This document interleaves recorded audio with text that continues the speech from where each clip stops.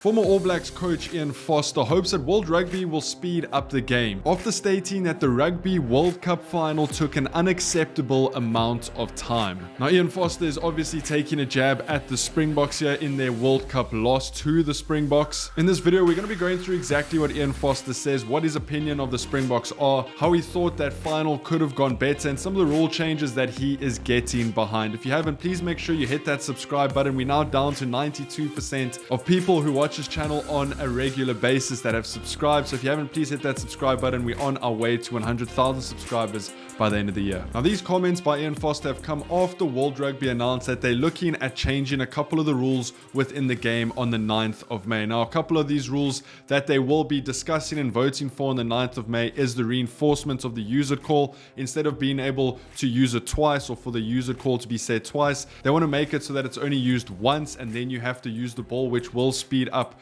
the rate of play. And the second one, which is I think where they took a couple of jabs at the Springboks, is the removal of a scrum option from a free kick. So we've made a couple of videos on this saying that teams with stronger scrums are definitely disadvantaged by this rule change, and teams with weaker scrums definitely are advantaged with this rule change.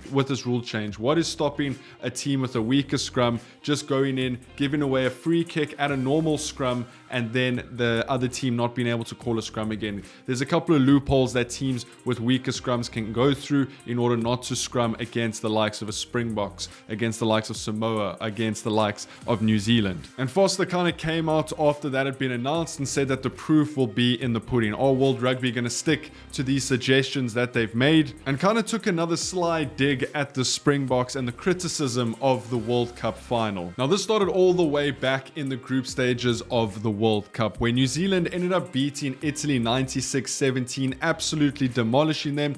And this was in the same game week that South Africa were playing Ireland. Now, so the South African Ireland game was a lot more combative, physical, very touch and go. You didn't know who was getting on top. With the New Zealand game, they kind of just ran over Italy in the first 20 minutes and then just kept scoring tries. Well, after that game, Ian Foster came out and said that the New Zealand and Italy game was far more entertaining than the South African and Ireland game. He continued to say that the South African and Ireland game, the ball was only in play for a total of 27 minutes, and kind of took the stance of who would want to watch that. People, spectators, World Rugby need to decide what type of rugby they are after, what type of rugby they want to watch. Well, Rassie Erasmus, in a style that only Rassie Erasmus can do it, clapped back on Twitter saying that the New Zealand and Italy game only had 2 more minutes of the ball being in play, and that he would rather watch a South Africa versus Ireland game than a New Zealand versus Italy game. And I think that is basically what this comes down to, is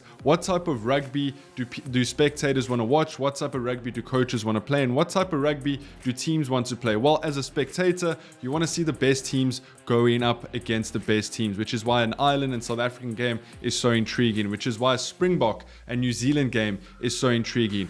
A New Zealand versus Namibia, a New Zealand versus Italy, where they absolutely trounced them, isn't that entertaining? Yes, it's good to watch, it's good on the eye, we love to see tries, but we also love to see a fair battle. If you know what's going to happen in a movie, you're probably not that interested. If it's keeping you on your seat, you don't know who's going to be up next, who's going to be betrayed in the next scene, then you're more on the edge of your seat, and that's what the type of style a South Africa and Ireland game is. And now, a couple of months later, Ian Foster has doubled down on his comments from the group stages. He said that in the final, when New Zealand ended up losing 12-11 to the Springboks, that the time that the final took is unacceptable. He is accusing the Springboks of deliberately slowing down play, and he's saying, pleading to World Rugby that something needs to happen, something needs to change, the rules need to be changed, this can't keep taking place. The coaches need to take ownership, the teams need to take ownership, the spectators need to take ownership, and he's saying that we need to commit to this change and really take ownership of that change if in his opinion things have to change, because he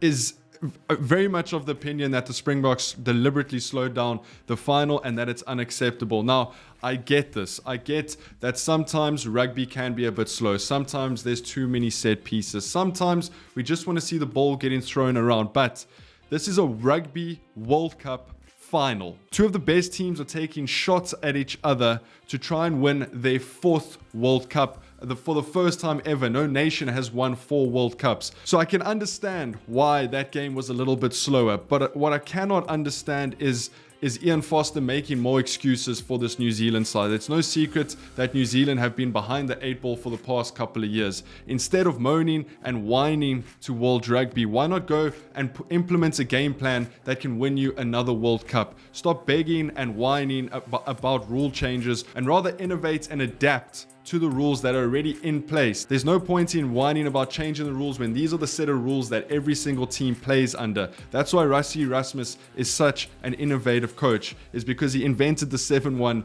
bench split. He takes all of these rules, he never plays outside of the rule book, although some people might think that. He stays in the rule book and he manipulates and innovates those rules to help South Africa win a World Cup. So my advice to Ian Foster would be to stop making excuses for, first of all, a loss that happened a couple of months ago, to stop making excuses for that New Zealand side, because as we know, they can be one of the best in the world, and New Zealand really need to take ownership of themselves and why they haven't won a World Cup. Stop blaming other people and take some accountability. But that is just my 2 cents. As always, I would love to hear what you guys think down in the comments. If you haven't, make sure you hit that subscribe button and leave this video a like. I'll see you guys tomorrow. Take it easy. Peace.